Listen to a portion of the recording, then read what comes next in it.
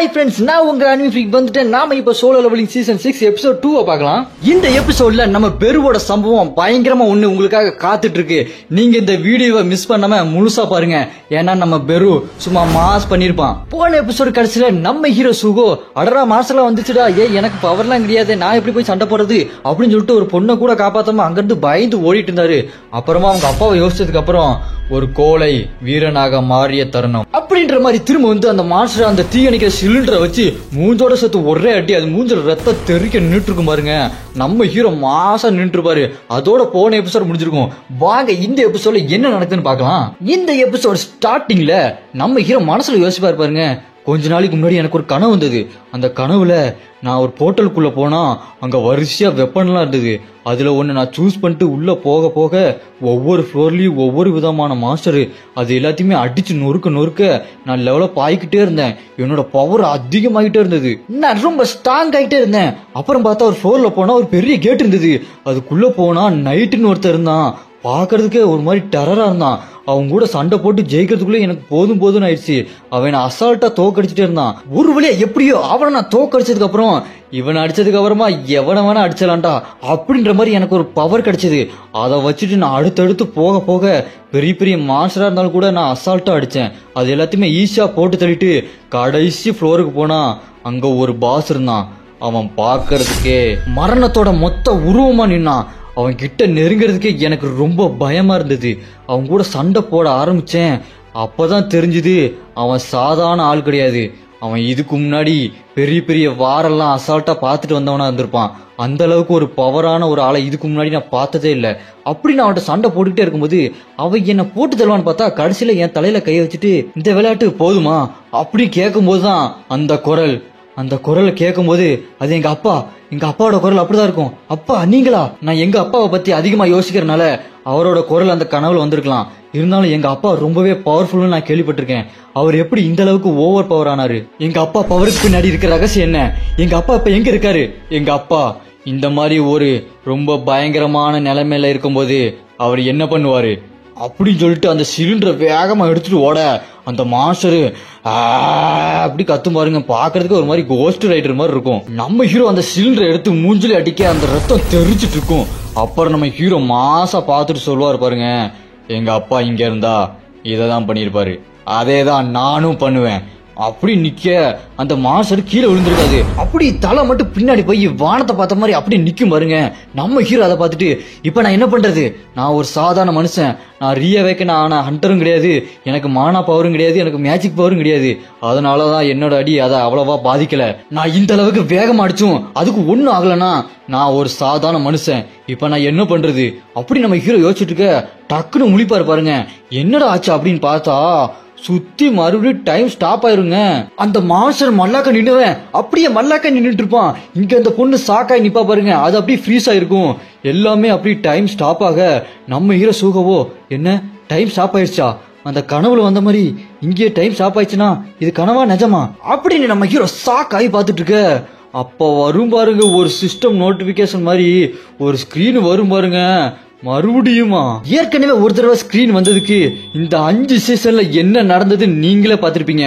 அடுத்ததா மறுபடியும் இந்த ஸ்கிரீன் வருதுன்னா இதுக்கப்புறம் என்ன நடக்க போகுது? இதுக்கப்புறம் தான் சிறப்பான தரமான சம்பவங்கள் நிறைய நடக்க போகுது. அப்படியே ஸ்கிரீன் எல்லாம் பார்க்க நம்ம ஹீரோ சூகா பாப்பான் பாருங்க. அதுல போட்டிருக்கோம், உங்களுக்கு கொடுக்கப்பட்டிருந்த ரகசியமான டாஸ்க நீங்க முடிச்சிட்டீங்க. அதுதான் பலவீனமா இருந்தாலும் வீரத்தை காட்டுறது. நீங்க இப்ப ஒரு பிளேயராக தகுதி ஆயிட்டீங்க. நீங்க இப்ப பிளேயரா ஆகுறீங்களா இல்லையா அப்படின்னு கேட்க நம்ம ஹீரோ சூகோ அந்த கனவுல நடந்ததெல்லாம் யோசிச்சு பாப்பான் பாருங்க. இந்த ஸ்கிரீனு நான் அந்த கனவுல சண்டை போட்டனே அதே மாதிரி நடக்குது. இது கனவா இருக்க வாய்ப்பு இல்ல.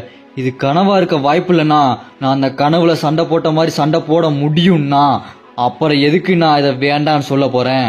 இதை வேண்டான்னு சொல்றதுக்கு எனக்கு என்ன காரணம் இருக்குது? என்னோட வாழ்க்கை இது வரைக்குமே அடங்கொய்யால என்னடா இது வாழ்க்கை அப்படின்ற மாதிரி தானே போயிட்டு இருக்குது. இதனால என்னோட வாழ்க்கை மாறும்னா இதை நான் கண்டிப்பா அக்செப்ட் பண்ணி தான் தருவேன். நான் பிளேயராக அக்செப்ட் பண்றேன் அப்படி சொல்லுவான் பாருங்க நம்ம ஹீரோ. அப்புறமா ஸ்கிரீன் வரிசையா பாப்ப பாக்கும் பாருங்க. அதுல போட்டிருக்கும், வாழ்த்துக்கள், நீங்க இப்ப ஒரு பிளேயர் ஆயிட்டீங்க. அது மட்டும் இல்லாம உங்களுக்கு ரிவார்டு கிடைச்சிருக்கு. கண்டி யாருன்ற ஒரு மெஜிஷியன் உங்களுக்கு ஒரு பரிசு கொடுத்திருக்காரு. அது என்னன்னா, உங்க உடம்புல எந்த வித வியாதியும் வராது, எந்த வித பாய்சனும் உங்க உடம்ப பாதிக்காது. அது மட்டும் இல்லாம உங்க உடம்பு ஓரளவுக்கு ஹீல் ஆகும். நீங்க சண்டை போட உங்களோட எபிலிட்டி, உங்களோட ஸ்ட்ரென்த், இது எல்லாத்தையுமே இந்த சிஸ்டம் டெவலப் பண்ணிக்கிட்டே இருக்கும். அது மட்டும் இல்லாம இது ஒன்னும் கனவு கிடையாது. ஒரு தடவை நீங்க செத்துட்டீங்கன்னா அதோட எல்லாமே முடிஞ்சது அப்படின்னு சொல்லும் பாருங்க. கவனித்தீரா? நன்றாக கவனித்தீரா? பாத்தீங்களா எல்லாரும்? நம்ம சேடம் போனா ஜிம்முக்கு முதல்ல வரும் பாருங்க, எந்த டிசீஸும் வராது, எந்த பாய்சனும் பாதிக்காதுன்னு. அதே தான் நம்ம ஹீரோ சூகாக்கும் காட்டும். அப்புறமா ஒரு ஸ்கிரீன் பாப்ப பாக்கும் பாருங்க, அதுல நம்ம ஹீரோட பேரு, நம்ம ஹீரோ என்ன லெவல்ல இருக்காரு, அது எல்லாத்தையுமே காட்டும். எல்லாமே லோல தான் இருக்கும் நம்ம ஹீரோக்கு. அப்புறமா நம்ம ஹீரோ சிரிப்பாரு பாருங்க. ஆரம்பிக்கலாமா? இப்பந்தாண்டா ஆரம்பிக்குது ஆட்டம். இது அந்த கேம் மாதிரி சும்மா பயங்கரமா இருக்க போகுது. அப்படி நம்ம ஹீரோ சண்டைக்கு ரெடி ஆயிட்டு நிக்க, மறுபடியும் ஸ்கிரீன் பாப்பாக்கி சொல்லும் பாருங்க, உங்களுக்கு ஒரு டாஸ்க் வந்திருக்கு. உங்க முன்னாடி நிக்கிற அந்த மான்ஸ்டரை நீங்க அடிச்சு கொல்லணும் அப்படின்னு சொல்லும் பாருங்க. அப்புறமா ஃப்ரீஸ் ஆயிருந்த அந்த டைம் மறுபடியும் ரிலீஸ் ஆகி எல்லாருமே நார்மல் ஆயிருவாங்க. அதை பார்த்துட்டு நம்ம ஹீரோவோ டைம் மறுபடியும் நார்மலுக்கு வந்துருச்சு, இங்க பாரு, இங்க இருந்து தப்பிச்சு ஓடிரு அப்படி நம்ம ஹீரோ சொல்லுவாரா அந்த பொண்ணு. அந்த பொண்ணு சரிங்க அப்படின்னு சொல்லிட்டு தப்பிச்சு ஓடிடுவா. அப்புறமா நம்ம ஹீரோ முன்னாடி 3 மான்ஸ்டர் நிக்கும் பாருங்க. அந்த ஒவ்வொரு மான்ஸ்டருக்கும் ஒவ்வொரு டைட்டில் இருக்கும். அதுக்கு முன்னாடி ஒரு மான்ஸ்டர் நிக்கும் பாருங்க, அது டி ரேங்க் லெவல் மான்ஸ்டர். அதை பார்த்துட்டு நம்ம ஹீரோவோ, நான் உண்மையாலுமே ரீஅவேக்கன் ஆயிருக்கேனா, எனக்கு மேஜிக் பவர் இருக்கா, பார்க்கலாமா அப்படின்னு சொல்லிட்டு அந்த ஃபயர் அணைக்கிற சிலிண்டரை தூக்கி அடிப்பாரு பாருங்க. அது அந்த மாஸ்டர் மூஞ்சிலே படும் பாருங்க. அது அப்படி பட்டு நிக்க, அப்புறம் நம்ம ஹீரோ கைய முறுக்கிட்டு, மீனம்மா நான் உன் மூஞ்சிலே வேகமா அடிக்க போறேன், என்ன மன்னிச்சிருமா அப்படின்னு சொல்லிட்டு கைய முறுக்கிட்டு ஓங்கி ஒரு குத்து விட்டுவாரு பாருங்க. விட்ட குத்துல அப்படி சீலிங்ல போய் சொருவிட்டு நிக்கும் அந்த மாஸ்டர். அத பார்த்துட்டு நம்ம ஹீரோ செம்ம சாக்காயிருவாரு. என்னது, நான் குத்தி தான் இந்த மாஸ்டர் அப்படி மேல பறந்து போய் சொருவிட்டு நிக்குதா, என்ன ஒரு ஆச்சரியம், பாக்ஸிங் இவ்வளவு ஈஸியா இருக்கிறது அப்படின்னு சொல்லிட்டு யோசிச்சுட்டு இருப்பாரு பாருங்க. அப்படி நம்ம ஹீரோ யோசிச்சுட்டு நின்றுட்டு இருக்க, திடீர்னு ஒரு மான்ஸ்டர் ஓடி வந்து நம்ம ஹீரோவை பட்டுன்னு அடிச்சுட்டு அப்படி கத்திட்டு இருக்கும் பாருங்க. நம்ம ஹீரோ அப்படி தூரத்துல போய் மாசா நிப்பாரு பாருங்க. அப்ப டக்குன்னு ஸ்கிரீன் பாப்பாகி, நீங்க லெவலப் ஆயிட்டீங்க, நீங்க டுட்டோரியல் டாஸ்க முடிச்சு நீங்க லெவலப் ஆனனால உங்களுக்கு பரிசு கிடைக்க போகுது, உங்க பரிசு எல்லாத்தையும் நீங்க செக் பண்றீங்களா அப்படின்னு கேட்க, நம்ம ஹீரோவோ அப்படின்னா நான் கண்டிப்பா ரீஅவேக்கன் ஆயிருக்கேன் அப்படிதானே அப்படின்னு சொல்லிட்டு சம வேகமா ஓடி போய் அங்க இருக்க மாஸ்டரை ஓங்கி மூஞ்சிலே ஒரு குத்து விடுவார் பாருங்க. அது டி ரேங்க் மாஸ்டர். நம்ம ஹீரோ குத்துன குத்துல அது வாயில இருந்து ரத்தம் அப்படி வரும் பாருங்க. நம்ம ஹீரோ என்ன இது ஒண்ணுமே ஆகல அப்படி பாத்துட்டு இருப்பாரு. பார்த்தா அந்த மாஸ்டரு டக்குன்னு நம்ம ஹீரோவை அதோட நகத்தை வச்சு ஒரு கீறிடும் பாருங்க. நம்ம ஹீரோக்கு அப்படி ரத்தம் தெரிச்சு போகும். நம்ம ஹீரோ டக்குன்னு அந்த மான்ஸ்டரை மிதிச்சு ஜம்ப் பண்ணி அந்த பக்கம் போய் நின்றுட்டு பாப்பாரு பாருங்க. அவர் நெஞ்சில் அப்படி கீறி இருக்கும், ரத்தம் பயங்கரமா வரும் பாருங்க. நம்ம ஹீரோ அதை பார்த்துட்டு, சே இப்பந்தாண்டா நான் ரீஅவேக்கனானே, அதுக்குள்ள இது என்ன கீறிடுச்சு, நானும் ஒரு மான்ஸ்டர் ஆக போறேன், அவ்வளவுதான், ஏற்கனவே சூனியம் முடிச்ச மாதிரி இருந்தது, இப்போ பைத்தியம் முடிச்ச நாய் மாதிரி சுத்த போறேன் அப்படின்னு நம்ம ஹீரோ கவலைப்பட்டுட்டு இருக்க, டக்குன்னு ஸ்கிரீன் பாப்ப பாக்க பாருங்க. நம்ம ஹீரோக்கு தான் எந்த டிசீஸும் எந்த பாய்சனும் ஒர்க்கே ஆகாது, அது அப்படி அந்த பாப்ப பாய் சொல்லுவோம். அப்புறம் நம்ம ஹீரோக்கு அப்படி ஹீல் ஆகும் பாருங்க. அந்த காயம் இருந்த இடம் தெரியாம அழிஞ்சிரும்.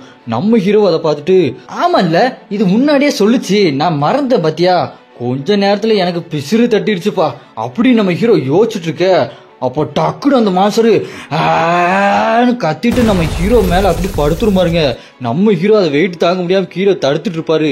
நம்ம ஹீரோவோ, என்னடா அவன் உயிரோடு இருக்கும் போதே போன கணக்குறான், இவன் டி ரேங்குனா நான் அப்ப என்ன ரேங்கா இருப்பேன், இவன் என்னால சமாளிக்க முடியலையே, நான் ஒருவேளை ஈ ரேங்கா இருப்பனோ, நான் இந்த மாதிரி ரேங்கை பத்தி கவலைப்பட்டு இருக்கிறது நேரமே இல்ல, நான் இப்போ ஒரு ரீஅவேக்கனர் ஆயிருக்கேன், அப்படி நான் என்னால முடியாதது ஒன்னும் இல்ல, இப்ப நான் என்ன பண்ணலாம் நல்லா யோசி அப்படி நம்ம ஹீரோ யோசிச்சுட்டு இருக்க. நம்ம ஹீரோக்கு இதுக்கு முன்னாடி கேட்டிருக்கோம், ரிவார்டு ஒண்ணு இருக்கு, நீங்க ஒருத்தனை கொன்னுட்டீங்க, உங்களுக்கு ரிவார்டு இருக்கு அப்படின்னு சொல்லிட்டு இருக்க. நம்ம ஹீரோ அந்த ரிவார்டு எல்லாம் கேட்காம போய் சண்டை போட்டு இருப்பார்ல, அது நம்ம ஹீரோக்கு இப்ப ஞாபகம் வந்துரும். ஆமால, அப்போ ஒரு ரிவார்டு ஒண்ணு கிடைச்சிட்டு அந்த ரிவார்டு இருக்கா அப்படின்னு சொல்லிட்டு நம்ம ஹீரோவோ, அந்த ரிவார்டு எனக்கு வேணும், அக்செப்ட் த ரிவார்டு, அந்த ரிவார்டு எனக்கு தான் அப்படின்னு சொல்ல சிஸ்டம் ரிவார்டு கொடுக்கும் பாருங்க. நம்ம ஹீரோக்கு பவர் ஸ்ட்ரென்த் எல்லாமே கொஞ்சம் ஏறிடும். நம்ம ஹீரோவோ சங்கிலி கருப்பே அப்படின்னு சொல்லிட்டு அந்த மேல இருக்க மாஸ்டரை ஒரு மிதிப்பாரு பாருங்க. அது அப்படி பறந்து போய் அந்த பக்கம் நிக்கும். அப்படி நின்னுட்டு பாத்துட்டு இருக்க அந்த மாஸ்டரை நம்ம ஹீரோ டக்குன்னு போயிட்டு இந்தாடா வச்சுக்கடா அப்படின்னு சொல்லிட்டு ஓங்கி மூஞ்சில குத்துவார் பாருங்க. இருந்தாலும் அது நம்ம ஹீரோவை திருப்பி அடிச்சிருவோம். நம்ம ஹீரோக்கு ரத்தமே வந்துடும். நம்ம ஹீரோ போய் யோசிப்பாரு பாருங்க, என்னோட பவர் ஸ்ட்ரென்த் எல்லாத்தையுமே நான் கூட்டினா கூட இது என்னை விட கொஞ்சம் பவரா தான் இருக்குது. வேற வழி இல்ல, என்னோட மொத்த பவர் என்னோட கையில கொண்டு வந்து நான் அட்டாக் பண்ண போறேன். இந்த மாதிரி ரீஅவேக்கான ஹண்டர்ஸ் எல்லாம் டெவலப் ஆவாங்கன்றத நான் கேள்விப்பட்டதே இல்ல.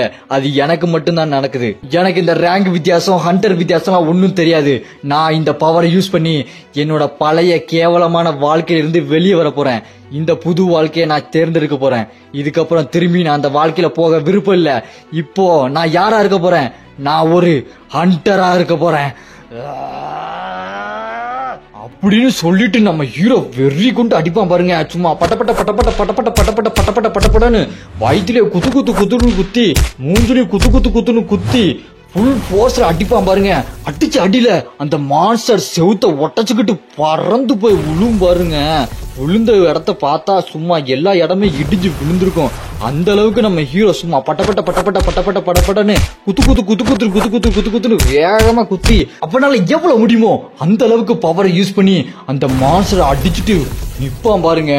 சும்மா பேய் மாதிரி நிப்பான். அவன் கையை ஃபுல்லா அப்படி ரத்தம் சொட்ட நின்னுட்டு இருப்பான். அப்புறம் என்ன நடந்துச்சுன்னு பார்த்தா அப்புறம் என்னங்க நடக்கும்? அந்த மாஸ்டர் செத்து போயிருச்சுங்க. நம்ம ஹீரோக்கு அந்த சிஸ்டம் சொல்லும் பாருங்க, லெவலப் அப்படின்னு வந்துட்டு இருக்கும்.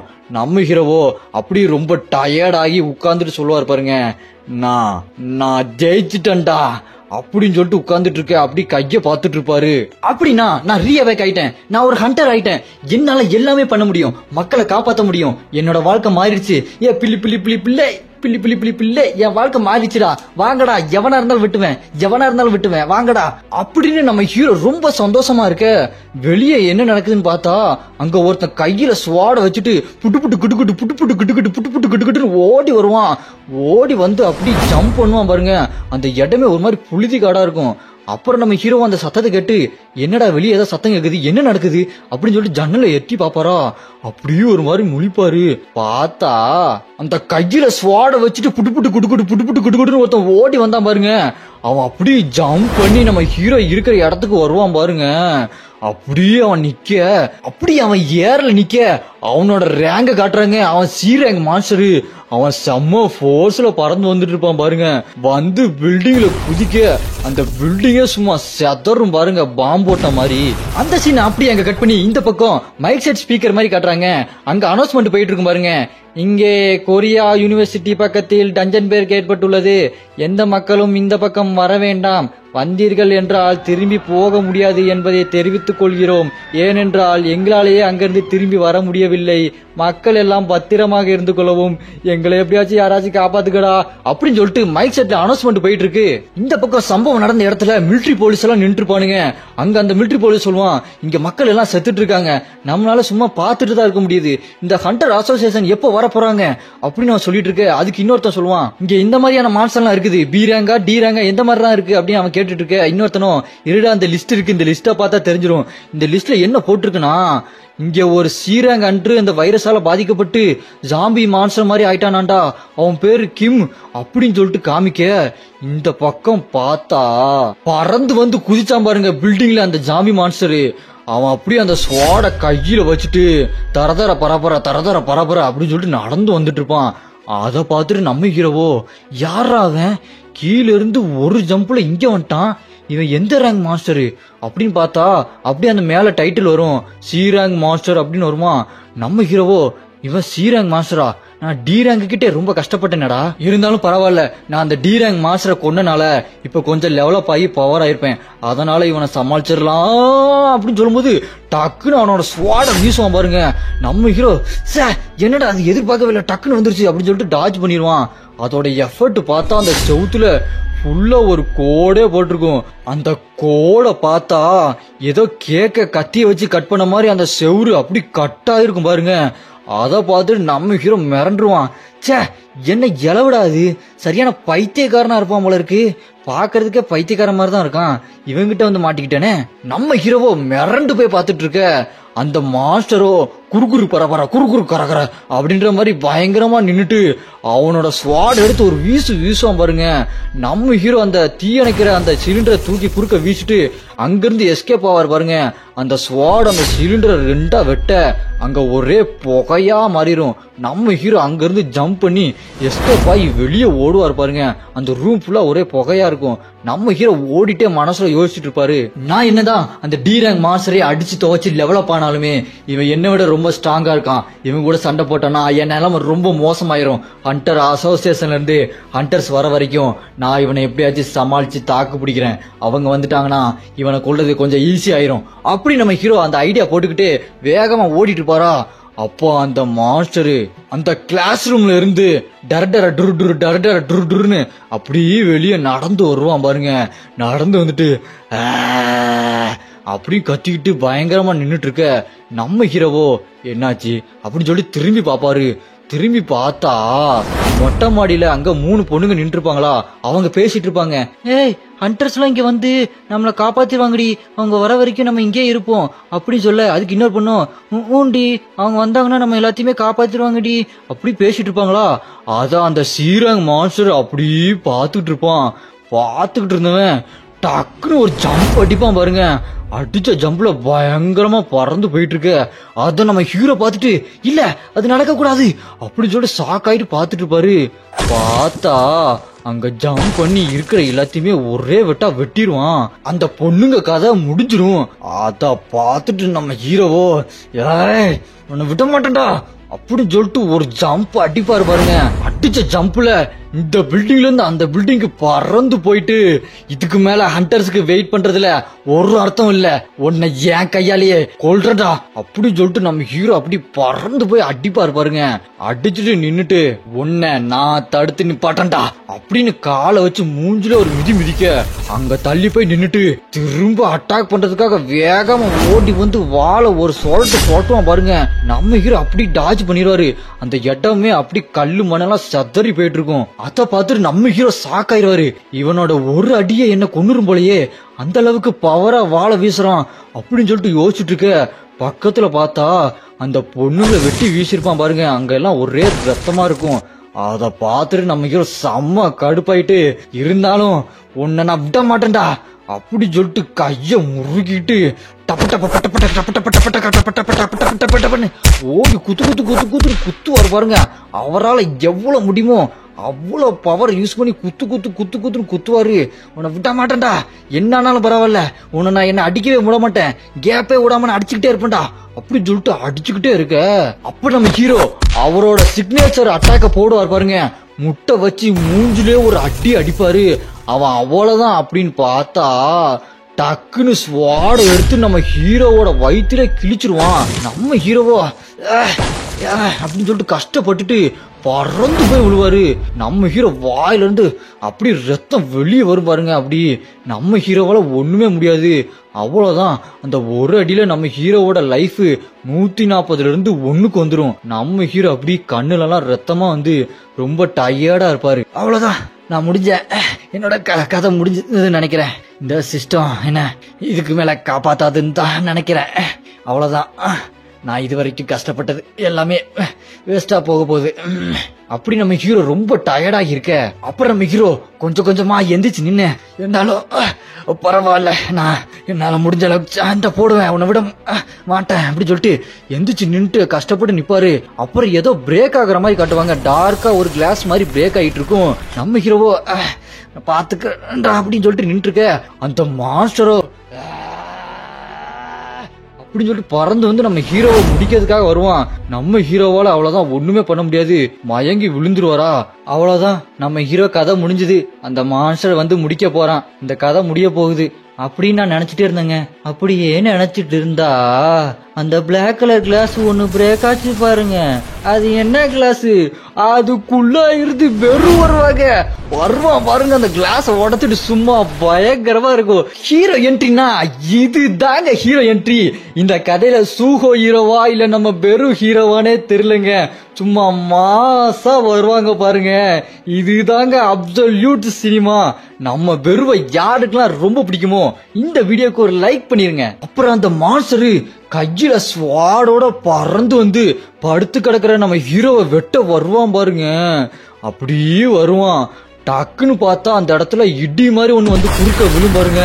குறுக்க வந்து விழுந்ததுல அந்த மாஸ்டரோட 2 கையும் சும்மா துண்டா வெட்டி பறந்து போய் விழும். அந்த ஸ்வாடும் அதே கையில தாங்க இருக்கும். ஸ்வாடும் சும்மா பாதி துண்டா உடஞ்சி அப்படி பறக்கும் பாருங்க. இந்த பக்கம் படுத்து கிடக்குற நம்ம ஹீரோ அப்படி லைட்டா கண்ணு முழிச்சு பாப்பாரு பாருங்க. அப்படி பார்த்துட்டு எறும்பா எறும்பா அது அப்படி சொல்லிட்டு பாத்துட்டு இருப்பாரு. நம்ம பெருவோ, என்ன மன்னிச்சிருங்க சின்னையா, நான் லேட்டா வந்ததுதான் இதுக்கெல்லாம் காரணம். ஏன் இப்படி நடந்துச்சு சின்னையா, உங்களுக்கு அப்படி நடக்கணும் அப்படின்னு சொல்லிட்டு ஹீல் பண்ணிட்டு இருப்பான் நம்ம பெரு கைய நீட்டிட்டு. அப்படி பார்த்தா பின்னாடி அந்த மான்ஸ்டர் நின்று இருக்குமா. நம்ம பெரு இங்க செம்ம கடுப்பாயிருவான். அவனோட ஆறாவை பார்த்தா சும்மா பயங்கரமா வரும் பாருங்க. அவ்வளோ வெறியில இருப்பான் பெரு. அப்படியே அந்த ஃப்ரேமை காட்டுவாங்க பெருவோட கோவத்தை. அப்படியே நின்னுட்டு சொல்லுவான் பாருங்க, ஒரு சாதாரண மட்டமான சீரங் மான்ஸ்டர் நீ என்னோட சின்னையா மேல கைய வைக்கிற அளவுக்கு தைரியம் வந்துருச்சா? நீ எல்லாம் ஒரு மான்ஸ்டரே கிடையாதுடா. மான்ஸ்டரை நீ முன்ன பின்ன பாத்திருக்கிறியா?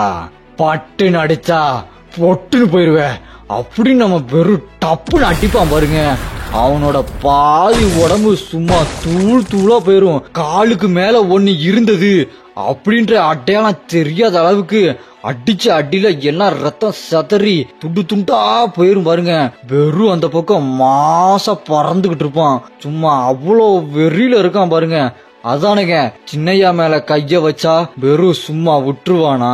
பெரு அவனுக்கு ஒண்ணுனா விட்டுட்டு போயிருவான். ஆனா அவனோட சின்னையாக்கு ஒண்ணுனா வெட்டிட்டு தாண்டா போவான். அப்படி இந்த பக்கம் இன்னொரு மாஸ்டரை காட்டுறாங்க. அது அப்படியே அப்படின்னு சொல்லிட்டு கடிக்க போது யாரடான்னு பார்த்தா அந்த டிராயிங் டீச்சரை தாங்க. அவரு கையில மாப்ப வச்சுட்டு என்ன காப்பாத்துங்க அப்படின்னு சொல்லிட்டு கத்திட்டு இருப்பாரா. அப்போ பார்த்தா டக்குன்னு நம்ம வெறும் சர்ட்னு வந்துட்டு போயிருப்பான் பாத்தீங்களா. கை தனியா காலு தனியா எல்லாம் துண்டு துண்டா போய் பறந்து போயிட்டு இருக்கும். அந்த பக்கம் அந்த டிராயிங் டீச்சர் கண்ணை மூடிட்டு குனிஞ்சிட்டு நின்றுட்டு இருப்பான் பாருங்க. அந்த மான்ஸ்டரோட தலையெல்லாம் துண்டா பறந்து போய் விழுந்துட்டு இருக்கும். நம்ம பெரு வேட்டை ஆடிட்டு இருப்பான். அவனோட கைய வச்சு அந்த மான்ஸ்டரை புடிச்சு நசுக்குவான் பாருங்க. அப்படியே மிக்சிக்குள்ள மாட்டின பொட்டுக்கடலை மாதிரி எல்லாமே சட்னி ஆயிட்டு இருக்கும். அங்க இருக்க மத்த மான்ஸ்டர் எல்லாத்தையுமே சரசர் சரசர் சரசர் சரசர்னு போயிட்டு துண்டு துண்டா வெட்டி வீசிக்கிட்டே இருப்பான் நம்ம பெரு. நம்ம பெருக்கெல்லாம் இவனுக்கெல்லாம் ஒரு ஆளே கிடையாது. கண்ணை மூடி திறக்கிறதுக்குள்ள எல்லா மான்ஸ்டரையும் துண்டு துண்டா வெட்டி வீசிடுவான். பெருவோட பவர் எந்த அளவுக்குன்னா, அங்க பெரு வந்ததும் யாருக்கும் தெரியாது. அவனோட ஸ்பீடு யாரு கண்ணுக்கும் தெரியாது. அவன் இத்தனை பேரை கொன்னான் பாத்தீங்களா, இதெல்லாம் யாரு கொன்னாங்கன்னு யாருக்குமே தெரியாது. ஏன்னா அவன் தான் பெரு. அவன் போன ஸ்பீடுல இருக்கிற கண்ணாடி எல்லாமே சுக்கு சுக்கா நொறுங்கி பறக்கும். அந்த இம்பாக்ட பாருங்க. அந்த வேவ் வரும் பாருங்க, நம்ம பெருவோட பவர்ஃபுல்லான வேவு. அந்த வேவை பார்த்துட்டு அங்க இருக்க மிலிட்டரி போலீஸ் எல்லாம் முழிப்பானுங்க. இங்க என்னடா நடக்குது ஒண்ணுமே புரியலையே அப்படி சொல்லிட்டு முழிச்சிட்டு பாத்துட்டு இருப்பானுங்க. அப்படியே கட் பண்ணா இந்த பக்கம் நம்ம பெருவை காட்டுவாங்க பாருங்க. பெரு அப்படியே முட்டி போட்டு உட்கார்ந்துட்டு இருப்பான். உட்கார்ந்துட்டு சின்னையா சின்னையா உங்களை பார்த்து ரொம்ப நாள் ஆச்சு சின்னையா, என்ன மன்னிச்சிருங்க சின்னையா, நான் ரொம்ப லேட்டா வந்துட்டேன் சின்னையா. ஏன் சின்னையா உங்களுக்கு இப்படி நடந்தது? இப்படி உங்களுக்கு நடந்திருக்கவே கூடாது சின்னையா. நீங்க கவலைப்படாதீங்க சின்னையா, நான் உங்களை ஹீல் பண்ணிடுவேன். நீங்க கவலைப்படாதீங்க, சின்னையாக்காக நான் இருக்கிறேன் சின்னையா அப்படி சொல்லிட்டு நம்ம ஹீரோவை பெரும் ஹீல் பண்ணிடுவான்னு நினைக்கிறேங்க. ஏன்னா இதோட இந்த எபிசோட் முடியுது. கதை போக போக சும்மா வெறித்தனமா இருக்கு. சஸ்பென்ஸுக்கு மேல சஸ்பென்ஸ் சும்மா பட்டைய கிளப்புது. யாரெல்லாம் அடுத்த எபிசோடுக்காக பயங்கரமா வெயிட் பண்றீங்களோ கமெண்ட்ல ராய்ஸ் அப்படின்னு கமெண்ட் பண்ணுங்க. அடுத்து நான் போடுற எல்லா வீடியோக்கும் கமெண்ட்ல வந்து எனக்கு சப்போர்ட் பண்ற நம்ம அனிமி ஃப்ரீக் ஃபேமிலி மெம்பர்ஸ் நான் இங்க ஸ்பெஷல் மென்ஷன் பண்றேன். Aisu Kumar, Saran Max, Viju UJJ, Mahendran, Selvakannan, Baranidharan, user SST அவர் பேரு தேவானந்த், அம்பிகாவின் சென்ட் அவர் பேரு ஆல்வின், செந்தில்குமார் அவர் பேரு கார்த்திக்,